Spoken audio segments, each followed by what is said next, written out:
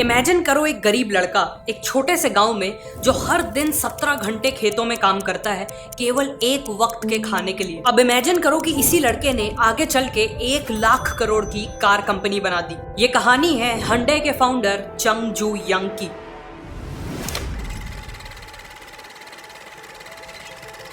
चंग जू यंग का जन्म 1915 में हुआ था कोरिया के एक छोटे से गांव में। उनका सपना था एक स्कूल टीचर बनने का, लेकिन फैमिली की फाइनेंशियल कंडीशन इतनी खराब थी कि वो खुद की एजुकेशन भी पूरी नहीं कर पाए। उन्हें बचपन में दिन रात अपनी फैमिली के साथ खेतों में काम करना पड़ता था, लेकिन इतनी मेहनत के बाद भी ऐसे कई दिन होते थे जब फैमिली के पास एक वक्त का खाना भी नहीं होता था। प्रॉपर कपड़े और मेडिकल केयर तो दूर की बात है। चंग को लकड़ियां बेचने के लिए कई बार पास के शहर जाना होता था। वहां उन्होंने देखा कि लोगों के पास सफिशिएंट खाना है और उन्होंने अच्छे कपड़े पहने हैं, वो भी बिना दिन रात खेतों में काम किए। ये सब देख के वो अपनी गरीबी और अपनी फार्म की लाइफ से फ्रस्ट्रेट होने लगे और अपने लिए भी एक बेटर जिंदगी चाहने लगे। एक दिन उन्होंने एक न्यूज़पेपर आर्टिकल में पढ़ा कि पास के एक शहर में एक बड़ा कंस्ट्रक्शन प्रोजेक्ट लग रहा है और उस प्रोजेक्ट के लिए वर्कर्स की जरूरत है। ये पढ़ते ही वो सोच में पड़ गए और उनकी धड़कनें तेज हो गई। और 1932 में 16 साल की उम्र में चंग ने एक चौंका देने वाला फैसला लिया। वो अपना घर छोड़कर शहर भागने वाले थे। एक रात चंग अपने एक दोस्त के साथ चुपके से शहर की ओर निकल पड़े।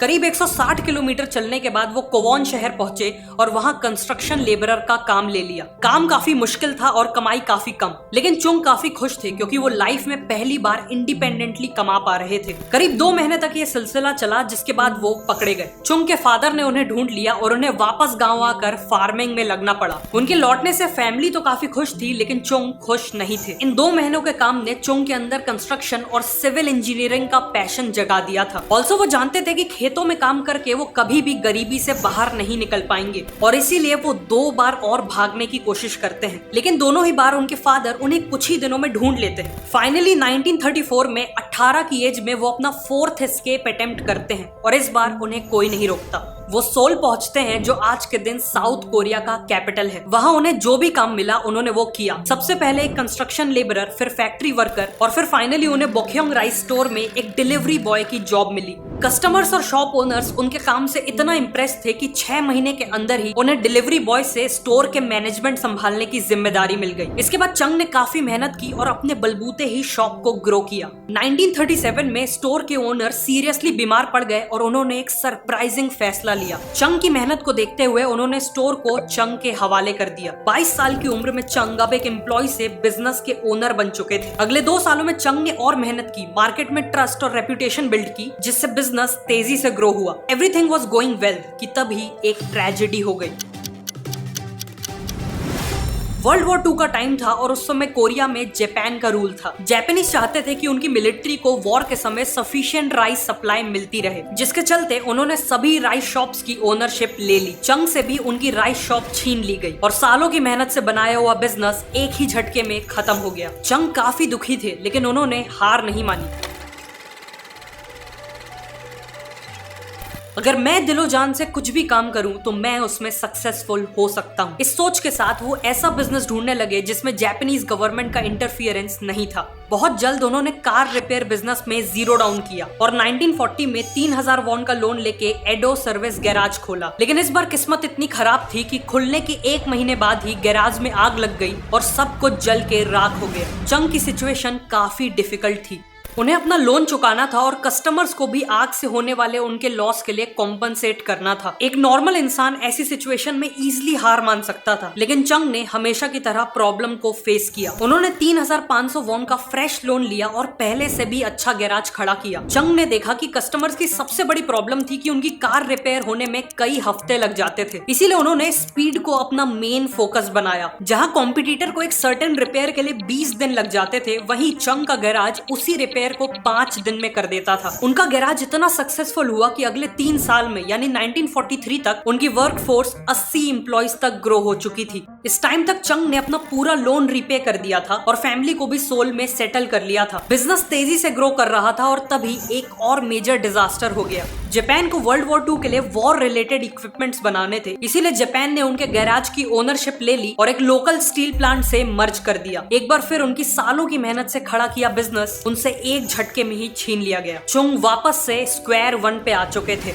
उन्हें अपनी फैमिली के साथ गांव वापस लौटना पड़ा, लेकिन इस बार उनके पास 50,000 वॉन की सेविंग्स थी और वो कॉन्फिडेंट थे कि वो फिर से एक बिजनेस बना लेंगे। वर्ल्ड वॉर 2 के खत्म होने के साथ साथ कोरिया में जापान का रूल भी खत्म हो गया। कोरिया के नॉर्दर्न एरिया में सोवियत यूनियन का इन्फ्लुएंस था और सदर्न एरिया में अमेरिका का, क्योंकि इन दोनों ने वर्ल्ड वॉर 2 में मिल के जापान के अगेंस्ट वॉर लड़ी थी। इसी के चलते कोरिया नॉर्थ और साउथ कोरिया में डिवाइड हो गया। 1946 में चंग वापस सोल आ जाते हैं और अपना कार रिपेयर बिजनेस रीस्टार्ट करते हैं। बिजनेस पुराना था पर इस बार नाम नया था, हंडई ऑटो सर्विस। हंडई मतलब मॉडर्न। कार रिपेयर का बिजनेस ठीक ठाक चल रहा था कि तभी चंग ने नोटिस किया कि अमेरिका अपनी मिलिट्री फोर्सेस के लिए बिल्डिंग्स बना रहा है। उन्होंने कंस्ट्रक्शन बिजनेस में एक बड़ी अपॉर्चुनिटी को स्पॉट किया। उनके पास कंस्ट्रक्शन का ज्यादा एक्सपीरियंस नहीं था, लेकिन उनके अंदर कंस्ट्रक्शन का वो पैशन अभी भी जिंदा था जो उन्हें अपने यंग डेज में एक लेबर की तरह काम करके मिला था। और इसीलिए उन्होंने 1947 में 31 की एज में हंडई सिविल वर्क्स कंपनी को एस्टेब्लिश किया और कंस्ट्रक्शन बिजनेस में एंट्री ली। शुरुआत में उन्हें काफी छोटे मोटे काम मिले, लेकिन 1950 आते आते उनकी कंपनी को मेजर कंस्ट्रक्शन प्रोजेक्ट्स मिल रहे थे और अब यही उनका मेजर बिजनेस बन चुका था। सब कुछ ठीक चल रहा था कि तभी कहानी में एक और ट्विस्ट आता है। जून 1950 में नॉर्थ कोरिया साउथ कोरिया पे हमला कर देता है। नॉर्थ कोरियन ट्रूप सोल के काफी करीब आ चुकी थी, जिस कारण चुंग को अपना पूरा काम छोड़कर अपनी सेविंग्स के साथ पुसन शहर भागना पड़ता है। लेकिन इतने बड़े क्राइसिस के बाद भी चुंग हाथ पे हाथ रखकर नहीं बैठे। इस समय यूएस आर्मी साउथ कोरिया के साथ मिलकर नॉर्थ कोरियन आर्मी से लड़ रही थी और उन्हें टेंट्स, वेयर हाउसेस और आर्मी हेडक्वार्टर्स की जरूरत थी। चंग ने ऑब्जर्व किया कि अमेरिकन के पास पैसों की कमी नहीं थी, उन्हें बस रिलायबल और टाइमली डिलीवरी चाहिए थी और चंग ने अमेरिकन को वही दिया। उन्होंने एक छोटी सी टीम से वापस शुरुआत की और कैन डू मोटो अपनाया, मतलब अगर प्राइस सही है तो वो कोई भी कंस्ट्रक्शन प्रोजेक्ट लेने को तैयार थे। वॉर चल रही थी और ऐसे में उन्हें कई प्रॉब्लम्स आई, कई बार लॉसेस भी हुए, लेकिन एक बार जबान देने के बाद उन्होंने कभी भी किसी प्रोजेक्ट को बीच में नहीं छोड़ा। उनकी इसी रिलायबिलिटी के कारण उनकी अमेरिकन से काफी स्ट्रॉन्ग रिलेशनशिप डेवलप हो गई। 1952 में वॉर तो खत्म हो गई, लेकिन चंग को फिर भी अमेरिकन से कॉन्ट्रैक्ट्स मिलते रहे और बाद में साउथ कोरियन गवर्नमेंट ने भी कंट्री को रीबिल्ड करने के लिए ब्रिजेस, डैम्स और रोड्स को तेजी से बिल्ड करना चालू किया। इन सब में हंडई ने मेजर रोल प्ले किया और बिजनेस में एक्सपोनेंशियल ग्रोथ देखी। साउथ कोरिया का सबसे बड़ा डैम सोयंग डैम और उनका सबसे इंपॉर्टेंट एक्सप्रेसवे क्योंगबू एक्सप्रेसवे हंडई ने ही बनाया है। 1960s में चंग अपने अर्ली 50s में पहुंच चुके थे और एक सक्सेसफुल कंस्ट्रक्शन कंपनी के मालिक थे, बट वो इससे सेटिस्फाइड नहीं थे। चंग हजारों किलोमीटर की रोड्स बना चुके थे और अब बारी थी उन रोड्स में चलने वाली कार्स बनाने का। 1967 में चंग ने एस्टेब्लिश की हंडई मोटर कंपनी और 1968 में फोर्ड के साथ एक डील की, जिसमें वो फोर्ड की कोर्टिना कार्स को असेंबल करने वाले थे। 2 साल तक ये जॉइंट वेंचर सक्सेसफुली चला, जिसके बाद दोनों कंपनीज के बीच में कॉन्फ्लिक्ट्स डेवलप होने लगे। फोर्ड नहीं चाहता था कि हंडई अपनी खुद की कार बनाए और इसीलिए 1973 में चंग ने ये पार्टनरशिप खत्म कर दी और इमीडिएटली नए पार्टनर्स ढूंढने लगे। उन्होंने मैन्युफैक्चरिंग की टेक्नोलॉजी के लिए जनरल मोटर्स और फोक्सवैगन जैसी कंपनी से डील करने की कोशिश की, लेकिन सब ने मना कर दिया। फाइनली उसी साल उन्होंने जापान की मित्सुबिशी मोटर्स से एग्रीमेंट किया। मित्सुबिशी हंडई को कार्स बनाने की टेक्नोलॉजी देने के लिए तैयार हो गया था। बेस्ट पार्ट वॉज कि इस डील में हंडई अपनी ब्रांडिंग और अपने दिए नाम के साथ कार बेच सकता था। उसी दौरान साउथ कोरियन गवर्नमेंट ने भी ऑटोमोबाइल कंपनीज के लिए एक आदेश निकाला कि उन्हें एक सिटीजन्स कार बनानी है, एक ऐसी कार जो अफोर्डेबल और रिलायबल हो और उसमें केवल साउथ कोरिया में बने पार्ट्स ही यूज हो। 1976 में चंग ने एक नया प्लांट सेटअप किया और हंडई ने बनाई साउथ कोरिया की first ever mass produced car Hyundai Pony. अपनी अफोर्डेबिलिटी के कारण ये कार साउथ कोरिया में इतनी सक्सेसफुल हुई कि देखते ही देखते हंडई ने 60% मार्केट शेयर कैप्चर कर लिया और वहां की सबसे बड़ी कार कंपनी बन गई। लेकिन एक कैच था, साउथ कोरिया का टोटल कार मार्केट केवल 30,000 कार्स का था, जो प्रॉफिटेबल होने के लिए सफिशिएंट नहीं था। Also Hyundai pony south Korea में जितनी बड़ी सक्सेस थी, ओवरसीज मार्केट में उतनी ही बड़ी फेलियर थी। कार की क्वालिटी अच्छी नहीं थी, गर्मी में पेंट उड़ जाता था और उसमें रेगुलरली मैकेनिकल इश्यूज आते थे और इन्हीं रीजन से हंडई मोटर कंपनी पिछले 7 साल से लॉसेस में चल रही थी। लोगों ने चंग से कहा कि उन्हें यह कंपनी जितनी जल्दी हो सके उतनी जल्दी बंद कर देनी चाहिए, लेकिन चंग के डिसीजन ने सबको शॉक कर दिया। कंपनी बंद करना तो दूर, वो एक नई कार फैक्ट्री बनाने वाले थे जिसमें हर साल 3 लाख कार्स प्रोड्यूस हो सके। कंपनी के मैनेजमेंट को यह डिसीजन समझ में ही नहीं आया। आखिर 30,000 कार्स के मार्केट में 3 लाख लाख कार्स कौन खरीदेगा? बट चंग को इसका जवाब पता था। साउथ कोरियन इकोनॉमी तेजी से ग्रो हो रही थी और हर साल हजारों लोग पॉवर्टी से निकलकर इकोनॉमिकली एम्पावर हो रहे थे, जिसका मतलब था कि अगले कुछ सालों में कार्स की डिमांड तेजी से बढ़ने वाली थी। प्लस Hyundai की नई कार्स को स्पेसिफिकली फॉरेन कंट्रीज में एक्सपोर्ट करने के लिए बनाया जाने वाला था। 1980 में यह फैक्ट्री रेडी हुई और 1982 में Hyundai ने कई सारे इंप्रूवमेंट्स के साथ अपनी पोनी 2 कार लॉन्च की।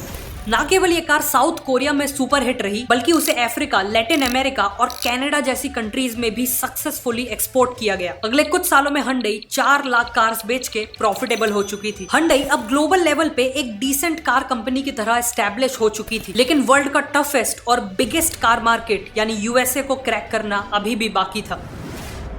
इंटरनेशनली एक डिसेंट कार कंपनी से एक मेजर कार कंपनी बनने के लिए यूएसए में सक्सेसफुल होना जरूरी था। Hyundai ने जब यूएस मार्केट को स्टडी किया तो देखा कि जापानीज ने कॉम्पैक्ट कार्स का सेगमेंट कैप्चर कर रखा है और यूएस कंपनीज का मिड और लार्ज साइज मार्केट में ऑलरेडी कट थ्रोट कंपटीशन है। इसीलिए Hyundai ने सब कॉम्पैक्ट मार्केट को टारगेट किया, जहां कंपटीशन वर्चुअली जीरो था।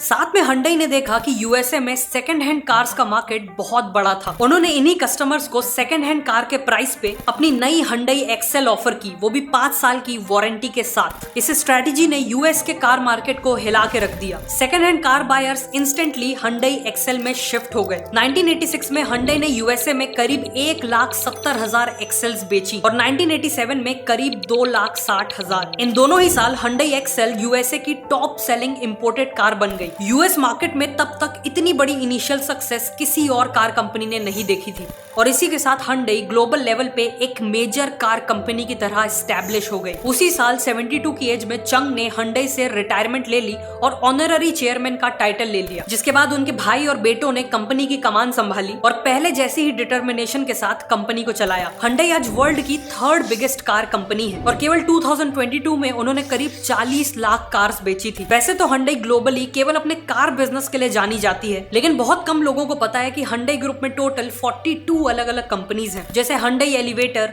Hyundai इंफॉर्मेशन टेक्नोलॉजी और Hyundai हेवी इंडस्ट्रीज, जो दुनिया की सबसे बड़ी शिप बिल्डिंग कंपनी है। और Hyundai के ही कारण साउथ कोरिया आज जापान को पीछे करके दुनिया की सबसे ज्यादा शिप्स बनाने वाली कंट्री बन पाई है। साउथ कोरिया के लिए Hyundai एक नॉर्मल कंपनी नहीं है। Hyundai एक इंस्टीट्यूशन है जिसने कंट्री को रीबिल्ड किया, हजारों जॉब्स क्रिएट की और साउथ कोरिया को ग्लोबल रिकॉग्निशन दिलवाया। और इन सब की शुरुआत की गांव के एक ऐसे लड़के ने जिसके पास फूड, एजुकेशन, हेल्थ केयर जैसी बेसिक फैसिलिटीज तक नहीं थी, लेकिन उसके पास था इमेंस पैशन, एक विजन और सबसे important a desire for better.